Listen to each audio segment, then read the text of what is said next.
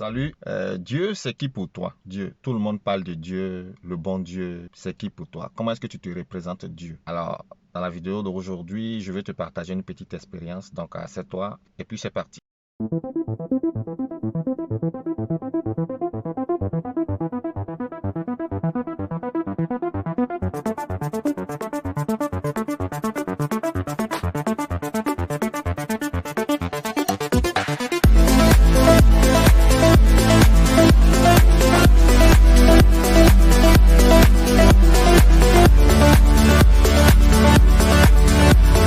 Alors, salut à tout le monde, bienvenue sur ma chaîne, Voir autrement Kessie Badagouli.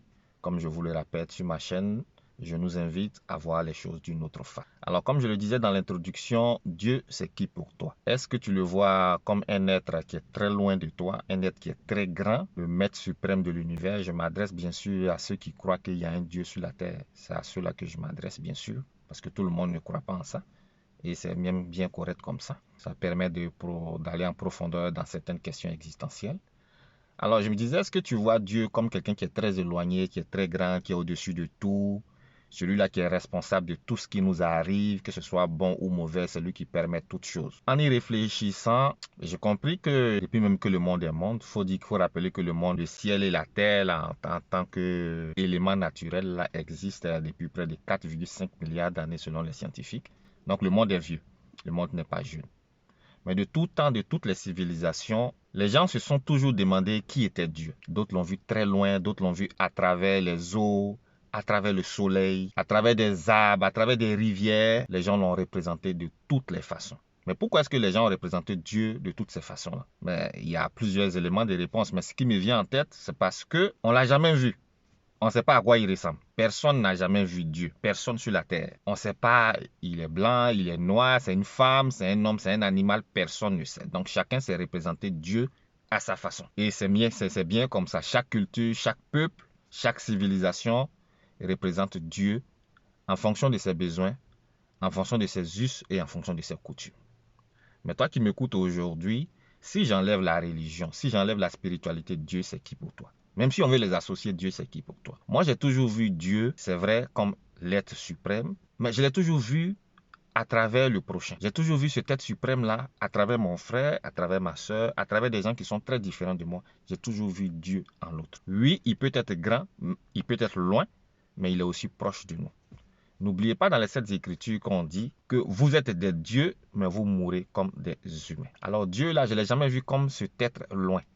Quand je suis malade et que je vais à l'hôpital, c'est qui me reçoit? L'infirmier qui me reçoit, la préposée qui me reçoit, l'ambulancier qui me conduit jusqu'à l'hôpital, le médecin qui me traite. Mais en cette personne-là, ou sinon en ces personnes-là, je vois Dieu. Je vois Dieu en ces personnes. Quand je suis parti à l'école, qui m'a appris à écrire, à lire, à comprendre ce que je ne comprenais pas, mais ce sont mes enseignants. En ces personnes-là, moi je vois Dieu. En ces personnes, je vois Dieu. Quand j'ai des problèmes, quand j'ai des soucis, quand je suis déprimé, quand je ne comprends pas ce qui se passe autour de moi, que je prends mon téléphone, je vais chez un ami, je vais chez une amie et que cette personne me réconforte, cette personne me parle, je vois Dieu à travers ces personnes-là. Je vois Dieu à travers ces gens-là qui viennent me réconforter, qui viennent m'apporter du soutien. Quand je perds quelqu'un, tous ceux qui viennent m'accompagner au moment des funérailles, mais je vois Dieu à travers ces personnes-là. Alors tu te dis souvent chrétien, chrétienne, croyant, ton voisin, ton frère, ta soeur est malade, a des besoins, a des soucis. Tu le sais très bien, mais toi, tu décides de t'en aller à l'église, à la mosquée, au temple, en ignorant cette personne-là. Et tu dis que tu vas servir Dieu, mais tu vas servir quel Dieu? Ton frère est couché, il est malade. Ton frère a des besoins, ta soeur a des besoins, mais tu l'ignores carrément. Et tu te rends à l'église, au temple, pour aller donner tout ton argent, alors que tu aurais pu donner une petite partie à cette personne-là, ça aurait pu soigner la personne. Si on commençait à voir Dieu à travers les autres, le monde se porterait mieux. Si on commençait à voir Dieu à travers le prochain, le monde se porterait vraiment mieux. Quand le matin, tu empruntes un taxi, tu empruntes le bus et tu te rends à ta destination, mais tu penses que le chauffeur là, c'est qui? Mais c'est Dieu qui est là. C'est Dieu qui te conduit à ta destination à travers le chauffeur. Quand tu descends, moi, prends la peine au moins de lui dire merci. Parce que pendant le court trajet, il avait ta vie en main. Pendant ce petit temps qu'a duré le trajet là, ce chauffeur là avait ta vie en main. Le moindre petit geste un accident et on ne parle plus de toi. Lorsque ta femme prépare, lorsque quelqu'un te donne à manger, mais prends au moins le temps de lui dire merci. Ce chauffeur dont je viens de parler, prends au moins le temps de lui dire merci, même s'il ne te répond pas.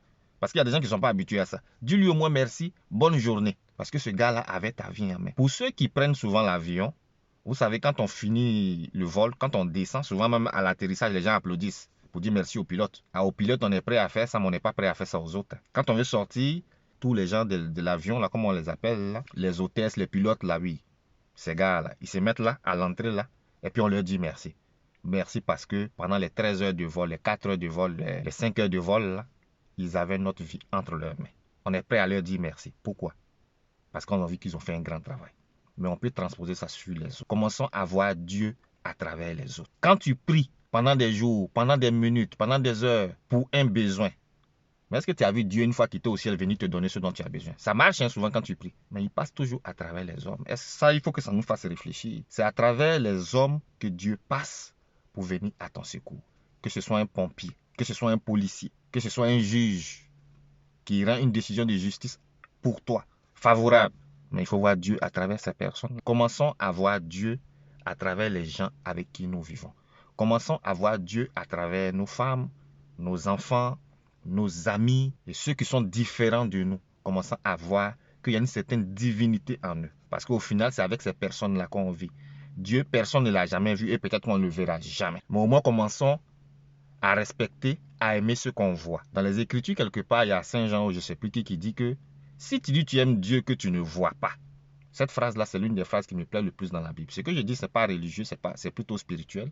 Si tu dis tu aimes Dieu que tu ne vois pas, mais tu n'aimes pas ton frère que tu vois, vous connaissez la suite de la phrase, il dit tu es un menteur. Il faut que ça nous fasse. Commençons à voir Dieu à travers les autres. Notre vie irait mieux, le monde se porterait mieux. Nous sommes prêts, quand le prêtre doit venir chez nous, à nous plier en quatre, à arranger la maison, à faire tout ce qui est bien parce que on le met à un certain niveau. Mais commençons à le faire à travers ceux-mêmes qui on vit au quotidien. Commençons à respecter ceux avec qui on vit au quotidien. Que ce soit l'apprenti de Baka, que ce soit la maman qui vend Bofloto, les beignets au bord de la route, du jus de citron, qui vend du maïs, qui vend de l'arachide. Commençons à voir Dieu à travers cette personne. Même qu'elle soit sale, qu'elle ait les dents complètement jaunies, commençons à voir Dieu à travers cette personne.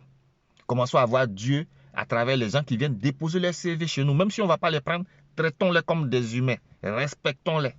Commençons à voir Dieu à travers nos employés. C'est très important. Parce qu'au final, Dieu, comme je l'ai dit, on ne le voit pas, on ne le verra peut-être jamais. Mais commençons à respecter ce qu'on voit. Commençons à respecter la nature et tout ce qui s'y trouve, donc les humains. Alors, si ma vidéo t'a plu, si tu as appris quelque chose, je t'invite à liker, à t'abonner, à la partager et n'oublions pas, voyons toujours les choses autrement. Merci d'avoir pris ton temps pour regarder ma vidéo et à bientôt. Bye.